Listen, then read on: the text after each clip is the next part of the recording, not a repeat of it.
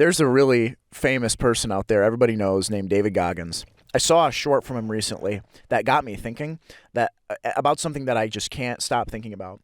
And regardless of what you think about David Goggins, that's completely fine. I don't even know that I have an opinion about him other than I wish I could do what he could do. But what I will say is he made a short where he kind of described his mentality about success. And I know somebody that is intimately following his same model for success. And I personally disagree with it. What is that model? What he said is that you should set, this is David Goggins's, my understanding of his key to success. First, you set an impossible goal, a goal that nobody could reach, not even you, especially not you. And then that's step one, is to set an impossible goal. Step two is that, I guess if you're a certain kind of person, setting that kind of impossible goal is going to generate fear. Because that's a scary thing to set that goal, especially if you actually want it. If you set a goal for yourself for something you want and it's impossibly high, it's kind of terrifying, and that goal terrifies you. So step two is to recognize this fear that gets generated as a result of this immense goal that you set. And then step three is to run as fast as you can away from that fear and towards the goal. Essentially, you light your butt on fire, right? And you shoot towards the moon. You say, it's sort of along the lines of, I'll sort of tie this in. Denzel Washington, I believe it was Denzel Washington, did a graduation speech where he said that imagine someday you're lying on your deathbed and you're surrounded by all the versions of you that you could have been but failed to be. Live life like that. It's kind of like that. And you see all the versions of yourself that you could be, and you're like, oh my gosh, look at all the versions of myself I could be.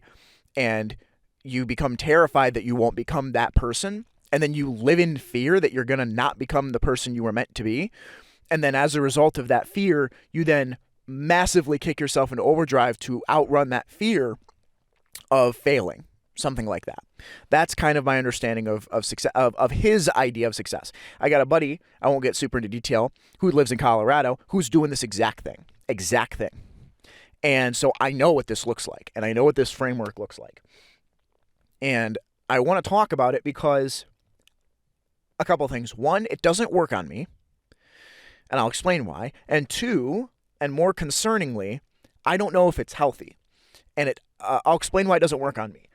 And this is all going to be extremely sad for me to explain some of this stuff, but I really want to do this because I want to be successful. And I know a lot of other people do. So I'm going to go very in depth here regarding why I don't think that framework works for me. Here's exactly why. When I can set an impossible goal for myself, okay? So I set an impossible goal. I struggle with knowing if I truly want that goal or not because I don't really know what I want.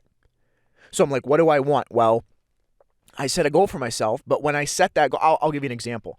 I can set the goal to be Arnold Schwarzenegger level buff, right? Be like a bodybuilder. I set that goal and I picture it in my head and I go, that's the goal that I set.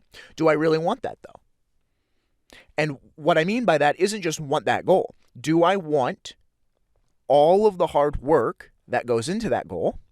And more importantly, do I want the net outcome of that goal? I'll spoil something for you. I'm married. And it does not matter whether or not I look like Arnold Schwarzenegger or my skinny, fortunately not terribly, dad bod self at the moment. My wife's not going anywhere, fortunately. Okay, so what difference does it make? What difference does it make if I set that goal? If I wanted that, the net outcome is I feel better about myself. Like I can't connect myself to those people. If I was on my deathbed and I was surrounded by all the versions of myself I could have been, I would just go, I'm the failure. Like I just can't connect myself to the people around me because I don't believe in myself. You see? So when I don't believe that I actually have it, I just talked about this on the other episode about confidence. It's like I don't believe within myself that I have whatever it is it takes. I don't believe about within myself that I could do it, but I can point to millions of other people and take my fingers and point at them and say, I believe in you, and actually believe it because I believe they can. But for some reason, I believe there's something wrong with me, and I don't know what that is. And I've been trying to figure that out. I don't know. I want to know why I don't think I'm capable of doing the same thing. And I guarantee I'm not the only person that sits there and is like, why do I believe in everybody but myself? What happened that caused me to believe in everybody but myself? See? And going further, because I said, that's just the basic part of it, okay? Like I said, number one, even if I knew what I wanted and I set the goal, there's no fear. There's no fear because when I set that impossible goal, I just go, well, I could never reach that. It's like I just chatted with my mom about this. It's like I think it's not the Dark Knight, whatever Batman movie he's in where Christopher, is it Christopher? No, whatever, y'all know his name. Batman is at the bottom of that giant pit because he gets thrown in the pit by Bane, I think, right? He breaks his back and he's in the bottom of this pit. And Bane, from what I remember, he like goes through a tirade in Gotham and he's like doing all this crime, and Batman, Bruce Wayne, is at the bottom of this pit. And it's like the description I think my mom used to describe it, or the way that I feel about it, is it's like I'm at the bottom of this pit and I can see all the stars in the sky, or I see the top of that pit. And if I see all those stars, I just kind of point at them and go, that's cool. It's not like I could climb out of here. Like, I don't know. You have to understand, I know I logically know I can, but emotionally don't connect with the belief that I can. There's something wrong. There is a screw loose somewhere. There, that's for sure. There's something wrong there where I believe there's something about myself that's like wrong. Like, there's a wrong belief about myself where I believe that I am not capable or something. I'm not sure what that is or where it came from. The other thing that I'll say, so that's my personal connection with that framework, is that I just don't believe that I don't have the fear that gets generated when failure is approaching, because I just accept that I'm a failure when it comes. And the other thing, and the second part, is that I think that framework is just really, really unhealthy, as independent of me. Like I said, I got a buddy, and I just don't think it's healthy, because you're running away from your fear. And the net outcome, is it happiness or is it just outpacing fear? You know what I'm saying? Like, if you set the goals of all the different things in your life that you want to achieve and all the different people you want to become, let's say, over the different stages of your life, you set all these different goals to become this person or these different kinds of people, and you do it, well, you're living in fear your whole life. You're actually just living in fear. Even though you're maybe doing a noble pursuit or something, it's like, yeah, but you're not really being... It's not that you're not being yourself. It's that, like, it just does not. It feels like you're building your house on a castle of sand. Like, it feels like you're building your house because you're basically saying, I'm gonna go live on the side of a mountain where there's a perpetual avalanche all the time, so that I can become great, or something like that. So then you live in fear all the time, and it's like, is there a chance you become great? Maybe, but you're living in fear all the time. Every time you do something, you're doing it in opposition to the fear that you have of failing. And I'm like, I don't know about that anymore. I actually used to be significantly more afraid of failure. Significantly more afraid of it. I don't know if I am anymore. But that's just because there's this acceptance of mine, not that I'm a failure by any stretch, but there's this acceptance of mine that, like, it doesn't really matter. Like, it's like, if I fail, oh well. Like, it's the same thing I talked about on another episode of just spiraling downward, where I have this natural habit of going, well, it is what it is, and I don't want that for myself, but specifically talking about the framework that maybe Goggins uses and these other guys use of setting impossible goals and then living in the fear of failing to reach those goals. Like I said, you have to know what you want. I don't know. I don't know because it's not money that's going to make me happy. It might be provision for my wife that makes me happy, but even then, it's like it's got to be actual provision. And as I've said before on this, just a couple episodes ago, 97.8% opportunities aren't going to provide for my wife. I need the 3% of opportunities to provide for my wife because no job is going to do that anymore. No career path is going to do that, right? So not the ones I unfortunately picked because I was naive and stupid at 16. So it's like, so what am I supposed to do? You know, how do I become successful? Because if I'm not afraid of failing, I don't know how to set, I can set goals, but I'm not emotionally connected to them. The goals that I'm emotionally connected to, like, they get pulled out from under me. This is the other thing I was going to say. There have been times in my life where I have set goals and I have all these plans and I follow through, and then the rug gets pulled out from under me, you know? And it's like, I know these are really stupid examples, but I can't be the only person. You know, when you start going to the gym, I remember times, this happened forever ago. I went to the gym. I started going to the gym, I think senior year of college or junior year of college. I started going to the gym because I was really down. I mean, as always, I was down at some point, and I said, screw this. And I started going to the gym. I stopped playing video games at I was going to bed at 7 p.m. in the winter. I got up at 4:30 and went to the gym. I did this for 3 weeks. And while this was going on, I was enjoying it. I started going to the gym. I started started moving in a direction, and I got bronchitis for 3 months. This was right before COVID, too. Actually, no. I forget the time frame. I just remember that when it happened, immediately I got bronchitis. 3 weeks into it, bronchitis. And it's it's very hard for me because I set goals. I choose to try to become successful. I don't know if it's what I want, but I don't care because it's better for me to set a goal and try anyway. And then I shoot for the moon on it, and I hit opposition, and then I crash. And you can make a great argument that that's just a lack of resiliency on my end. And maybe that is absolutely true. And you can make a great case that the resiliency is something that needs to be worked on. The only way that resiliency gets worked on is if I sustainably believe that goal is worth it. See? So it's like if I set a goal and I say that goal is the most important goal, no matter what happens, I have to do that thing no matter what, then when I crash and fall, then I'll pick myself back up again and continue to shoot at that goal and generate that resiliency. And that'll all be internally done work because no one's going to do that for me but me, right? And then I become resilient. But at no point in my life has that happened. There have been points where it's happened externally, right? So as an example, if I work at a job and I screw up, like I said, I worked in real estate. If I work in real estate and I screw up a shoot, it's like the people that hold me accountable aren't internal. It's other people. Other people tell me I screwed up. Other people tell me to do better.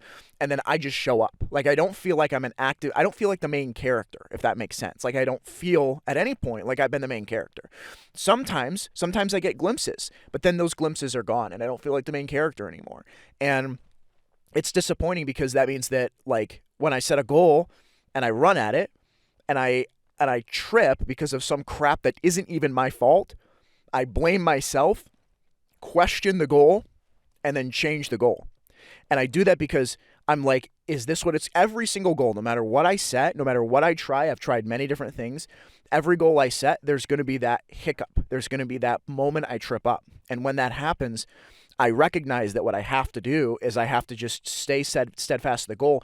But something, as I said before, there's a screw loose somewhere where I just can't do it. I can't stay focused on the goal. Because as soon as I'm on that goal and I hit that wall and I fall and I mess up and, whatever happens, right? I can give you a really good example of this.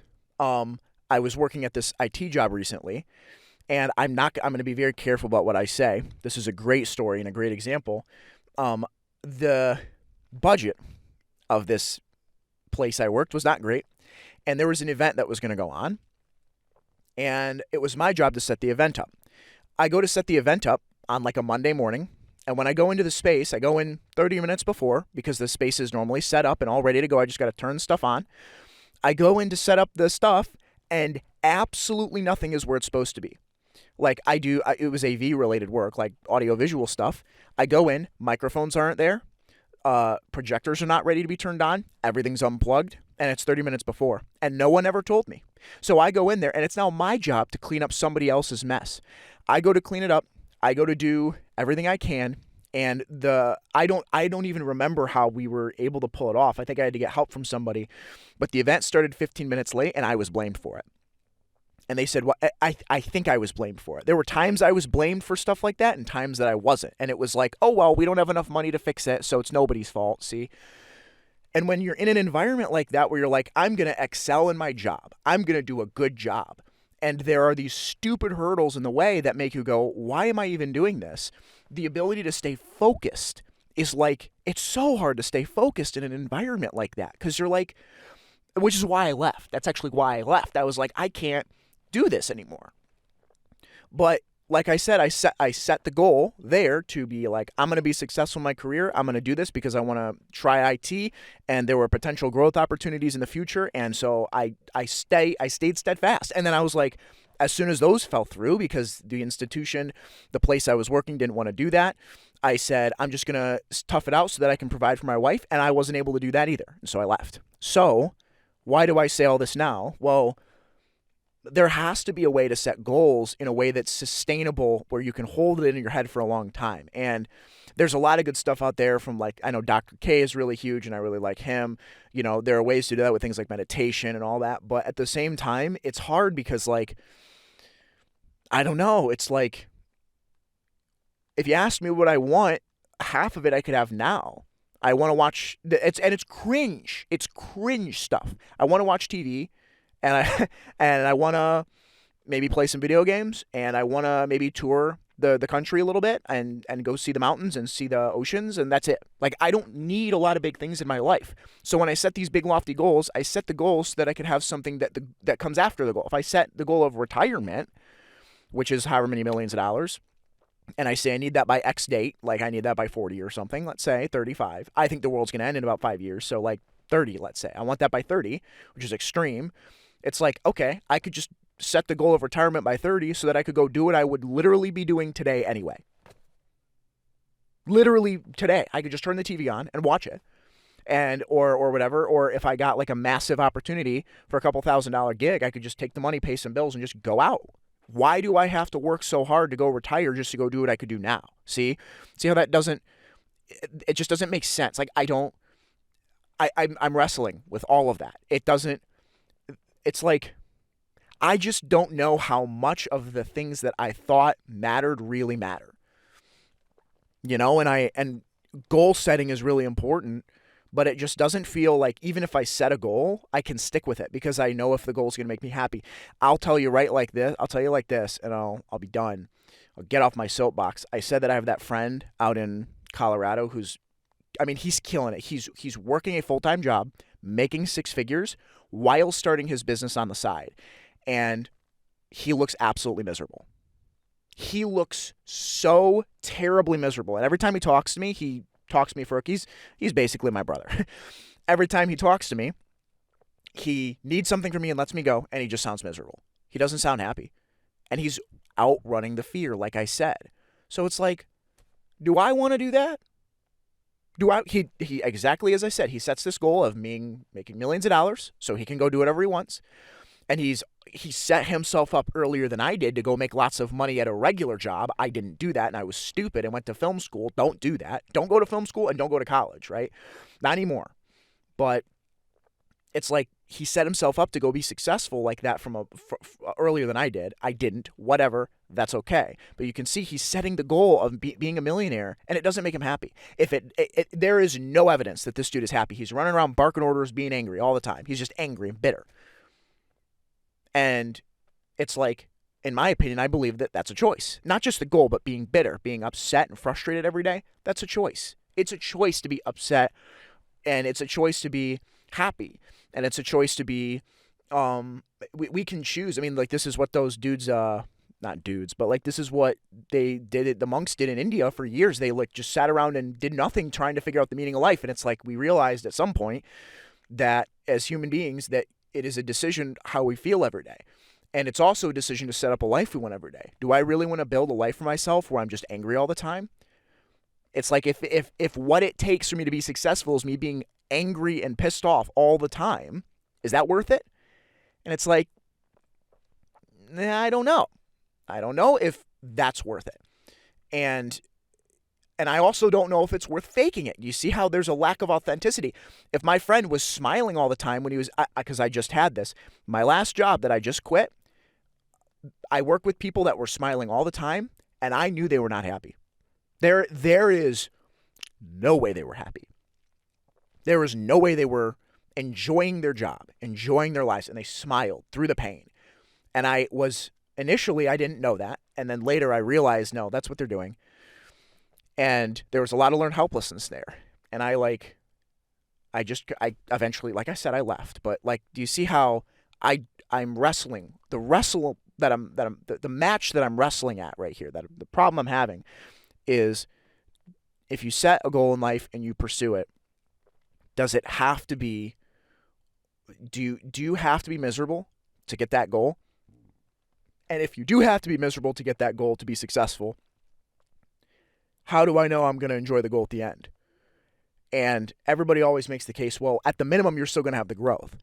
Yeah, but now I might resent ever setting a goal again. What is the worst case scenario? I set a goal. I pursue the goal. I'm absolutely miserable the entire time, but I say it's going to be fine because I'll get my goal someday. And then let's assume that I get it. Let's not, assuming obviously I fail, well, then I fail and then everything falls through and then things become depressing. We'll assume that's that perspective. The perspective that I succeed at my goal, am I actually happy? Not necessarily. And I'll give you my best example of this. How do I know that setting goals doesn't actually make me happy? I'll give you an example. So I'm married, and I set a series of goals with my wife before we got married. I can say a couple of these. One of them was her wisdom teeth, because she hadn't had her wisdom teeth out. Another one was to help her get out of college, because she needed to graduate. It took her a long time. She just finished. Many years, like it took her 7 years to finish college, because of COVID and all this other crap happened. 7 years to get her bachelor's, so she finished college. And there are the relationship goals that we set, right? There's about 5 or 6 main ones. I have achieved all of them with her. And I don't feel any different. I don't feel any better. I don't feel any different. I don't feel any better. I feel like I'm at the top of a mountain with my goals, but all I have is a view. And it's a cool view, but now I'm just sitting at the top of the mountain. I'm like, okay, well, what was the point of all that? Like, I everything I invested is, all the boxes are checked, and it doesn't matter. So if I go check all the boxes, if I made $1 million tomorrow, then what? Am I going to be happy? No, I'm not. Absolutely not. I don't believe that. Because you know, money can take care of the money problems, but it can't buy happiness, and I know that. So why would I set goals that make me happy? Do you see how there are catch-22s all over this whole episode? And that's why, because I'm wrestling with this problem. I can't, no matter what I do, no matter what goal I set, I recognize that if it's for the sake of money, it won't make me happy. If I don't know if I truly want it, then I'm going to be insecure about not wanting it all the time. And most importantly, even if I set the goal and I make it to the goal and I achieve the goal, how do I know I'm going to be happy? How do I know I'm even going to be fulfilled? You know? I'll leave with this. Because I said I would be done and I'm not. I'll leave with this. I have a sort of mentor in my life now who I've been working with a little bit. And he's pretty sweet. He's pretty cool. Recently he said that he believes the meaning of life is growth. And I can see exactly what he means, because the only thing that you have at the top of the mountain once you make it up there is the view and the growth it took you to get there. And it's like, technically speaking, no matter how bad you can fail, no matter what happens in life, no matter what changes happen, you can never lose the growth that you have. And I'll tell you what, right now, I have had things happen in my life where I lost more than that. I'll give you an example. I've lost friends. I've lost relationships. I used to date girls in high school, and they bailed. And when I spend, and I know that there's a lot of people that are going to connect with this, when I spend days and weeks investing my time into friends, into people that I care about, into relationships, and then those people leave, what growth do I take away from that? What growth do I take away from the investment into, let's say, a relationship with a girl or a relationship with friends? If I'm a friend to somebody and they just bail on me out of nowhere, or they just decide they don't like me anymore. What growth is there? There's no growth. The only thing I learn is not to trust people. That's the growth. And what's funny is that is the theme of one of the big problems I'm struggling with right now, is that I don't trust people. See, because that's what happened to me. Is I make friends with people and then they bail. And so, not everybody, but there have been times that I don't have to get into now that where people have just decided they don't want to be friends with me anymore for reasons, back and forth. And I can make the case, well, they're bad people, but that's not fair because everybody's nuanced. And it's like I said, when there are times in life where the rug gets pulled. Like, look at COVID. Like, there are times in life where it's like, if you started a business and COVID destroyed your business, well, maybe you still have the skills you learned along the way, but maybe you don't. Maybe you invested time and time and time into something and now you don't have it. And how do you know you enjoyed it? If I spend hours and hours investing my time into becoming really good at something and I hate it because I just want what's at the end of the tunnel, and then something happens. I'll give you an example because my wife said this to me. You go to the gym. Let's say that you decide you're going to be a bodybuilder and you hate going to the gym you just hate it. Every day you're like, because you have to just be at the gym 3 to 4 hours a day, and it's miserable and frustrating and angering. You don't even know if you are a bodybuilder, if anybody's going to care to like sign you on as like a model or whatever. I don't know how that works, but let's say you just hate it the whole time, but you set the goal because you think it's what you want but don't know. You're then at the gym every single day, miserable and angry and pissed off with what you're doing and frustrated. And then after being at the gym for maybe like 2 months, you end up in an accident that isn't your fault, like a car accident, and then suddenly you're like quadriplegic, like you can't move. You literally spent all that time, and what do you have now? Now you're in a wheelchair the rest of your life, and it isn't your fault. And so what was the net result of that? Did you waste 2 months? Everybody that's ever been in that situation would say no, because I have the memories. And that's kind of what my wife said. It's like, no, you'd have the memories, but it's like, there is no way in life to avoid suffering. And I accept that. I recognize that no matter how you look at life, suffering is always going to happen. And that's just a fact of life. It's like death and taxes, man. That's what we know happens in life. That's true. That being said, you can try to find happiness and meaning in it, and you can try to build the life you want to have. I just want to build a life that is meaningful, fulfilling, sometimes makes me happy, is towards a goal I can achieve, and has the lowest chance of regret possible. It's almost like for me, it's like for me, instead of fear, I outrun regret. But the problem is, the regret is more time-based. I know I should be done, but like real fast. Regret, I outrun regret. David Goggins outruns fear. I outrun regret, which is still technically fear, but it's more specific.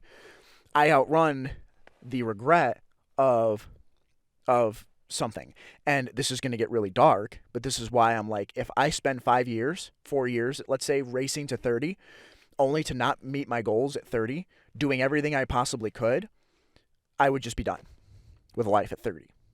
Because I would regret and resent the 4 years because it was a waste of time. Do you see? Because it was a waste of time. It in some situations, it can be a waste of time. Like I said, I shot $1 million homes. Guess what I have learned from it?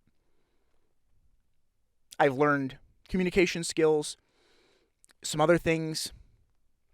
Really, it doesn't feel like if I learn things, they're so internalized that they're not things that I can point to directly. What did I learn at the job that I just worked at? I learned how to terminate Ethernet cables and not to trust people that smile through the pain. See? So it's like, so what now? I don't know what I'm supposed to do.